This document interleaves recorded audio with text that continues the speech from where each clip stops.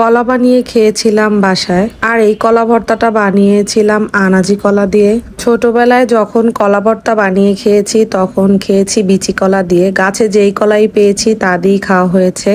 চাচাতো বোনেরা, বাড়ির উপরের বড় আপুরা, তারা সবাই যখন কলা ভর্তা বানাতো তখন সবাই একসাথে মিলেমিশে খেতাম। এই সময় নিজের হাতে সেরকম করে বানিয়ে কিছুই করা হয়নি, কিন্তু এখন একটু একটু করে বানিয়েই খেতে হয়। ছোটবেলায় বড় আপুরা বা বড় কেউ এই কলা ভর্তা বানাতো আর আমরা শুধু খেতাম। আর এখন তো বড় হয়ে যাচ্ছি দিনে দিনে। এইখানে কলাগুলিকে প্রথমে ছিলে নিয়েছি, তারপরে ভালো করে ধুয়ে কষটাকে ছাড়িয়ে নিয়েছি। এরপরে কলাগুলোকে এরকম টুকরো টুকরো করে কেটে নিয়ে তারপরে পাটার উপরে এরকম করে ছেঁচে নিচ্ছি, যাতে করে এরকম থেতলানো থাকে। আগে ছোটবেলায় দেখতাম যে এই কলাগুলিকে মানে চিরি চিরি করে কাটা হতো, একদম চিকন করে কেটে তারপরে হাত দিয়ে ডলে মাখা হতো। ওইটা খেতেও ভালো লাগে আর এইভাবে পাটায় ছেঁচেও খেতে ভালো লাগে। তারপরে শুকনো মরিচ এইখানে ভেজে নিয়েছি। এই শুকনো মরিচটা যদি আগুনে পোড়ানো হতো তাহলে হয়তো খেতে একটু বেশি ভালো লাগতো। আগুনে পোড়ানো মরিচের ঘ্রাণটা একটু অন্যরকম থাকে আর খেতেও ভালো লাগে। আমি এখানে মরিচটাকে একটু লবণ দিয়ে তারপরে গুঁড়া করে নিচ্ছি, মানে ভেঙে নিচ্ছি, যাতে করে এটা ভাঙা ভাঙাই থাকে। দুপুরবেলা এই গরমের সময় কিন্তু টক বানানো খেতে ভালোই লাগে। যে কোনো টক বানিয়ে এই সময় খেতে অন্যরকম একটা স্বাদ লাগে। আর এই বানানো কোনো কিছু একা একা খেতে ভালো লাগে না, কয়েকজন মিলে একসাথে করে খেলে এই খাবারটা বেশি মজা লাগে আমার কাছে।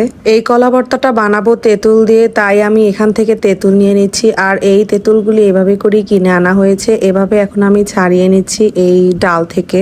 চাইলে এখানে কিন্তু টক আমের আচারও ব্যবহার করতে পারতাম, কিন্তু আজকে এটা তেঁতুল দিয়েই বানাবো। তারপরে আমি এর মধ্যে এখন চিনি দিয়ে দিচ্ছি, যেটা স্বাদ মতো আর কি। এখন সব কিছু ভালো করে মিশিয়ে মেখে নিচ্ছি। এই যতটুকু মশলা নিয়েছি তার মধ্যে এখন দিয়ে দিচ্ছি সরিষার তেল। সরিষার তেলটা দিয়ে আবার এটাকে ভালোভাবে মেখে নিচ্ছি। এরপরে আমি এইগুলিকে ভালোভাবে মেখে তারপরে যেই ছেঁচানো কলাটা ওইটা দিয়ে দিচ্ছি। এখন এই কলাটাকে ভালোভাবে মতে নিব, মানে একদম শক্ত করে মতে নিব, যাতে করে এটা একদম মাখা মাখা হয়ে যায়। আমার মতো এইখানে কে কে এইভাবে কলা ভর্তা বানিয়ে খেয়েছেন অবশ্যই কমেন্ট করে জানাবেন। আর আপনারা যদি অন্যভাবে বানিয়ে থাকেন তাও কমেন্ট করে জানাবেন।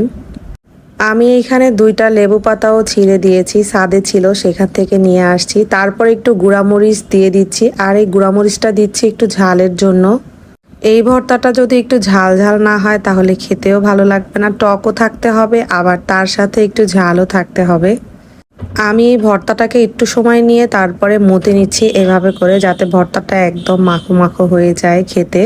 তারপরে আমি এর মধ্যে দিয়ে দিচ্ছি ধনে পাতা। কিছুটা ধনে পাতা নিয়ে এটাকে আমি একটু জ্বলে নিচ্ছি।